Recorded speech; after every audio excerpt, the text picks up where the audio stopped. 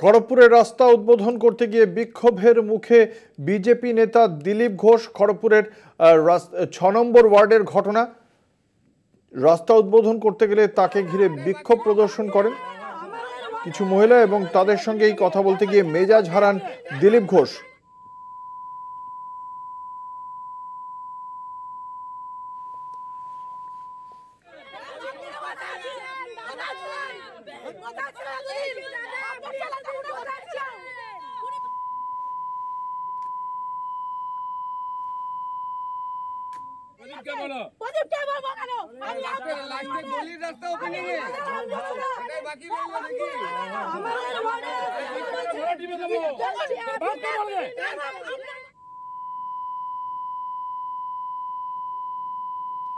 কথা বলবো, আমাদের সঙ্গে রয়েছেন আমাদের প্রতিনিধি সৌম্যকান্তি ত্রিপাঠী। ঠিক কি কারণে মেজাজ হারালেন দিলীপ ঘোষ? হ্যাঁ, জানিয়ে রাখি, দিলীপ ঘোষের বিরুদ্ধে প্রায়শই অভিযোগ ওঠে, অকথা কুকথা বলার তার বিরুদ্ধে অভিযোগ ওঠে এবং প্রায়ই তিনি মেজাজ হারিয়ে উল্টোপাল্টা মন্তব্য করেন বলে অভিযোগ ওঠে। এবারেও তার অন্যথা হলো না।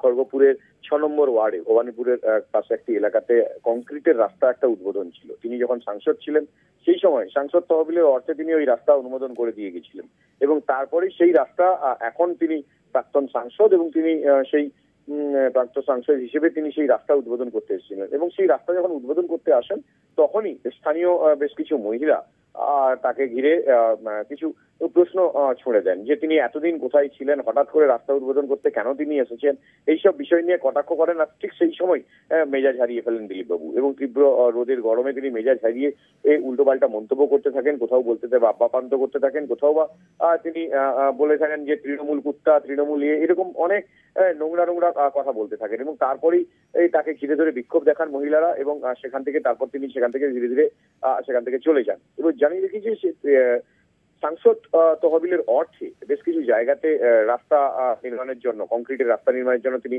অর্থ বরাদ্দ করেছিলেন এবং এই রাস্তাগুলি উদ্বোধনের কাজ ছিল আজকে এবং সেই উদ্বোধন করতে এসেছিলেন ৬ নম্বর ওয়ার্ডে এবং সেই যখন উদ্বোধন করতে যান সেই সময় বেশ কিছু স্থানীয় বাসিন্দা এবং বেশ কিছু মহিলা তাকে উদ্দেশ্য করে প্রশ্ন ছুঁড়তে থাকেন যে তিনি এতদিন কোথায় ছিলেন, যখন তিনি সাংসদ ছিলেন তখন তিনি কেন এলাকায় আসেননি এবং এই প্রশ্ন শুনেই কিন্তু তিনি মেজাজ হারান এবং তারপরেই তিনি বিভিন্ন ধরনের নোংরা কথা বলতে থাকেন এবং সেটাকে নিয়ে উত্তেজনা ছড়ায় এবং তারা বিক্ষোভ দেখান। পরে ওই ঘটনাস্থল ছাড়েন দিলীপ ঘোষ।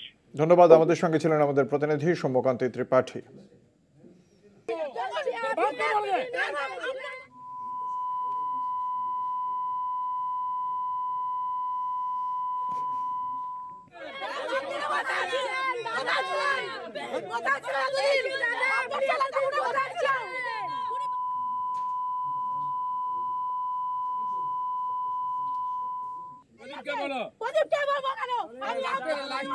রাস্তা ওপেনিং এ বাকি রইল নাকি?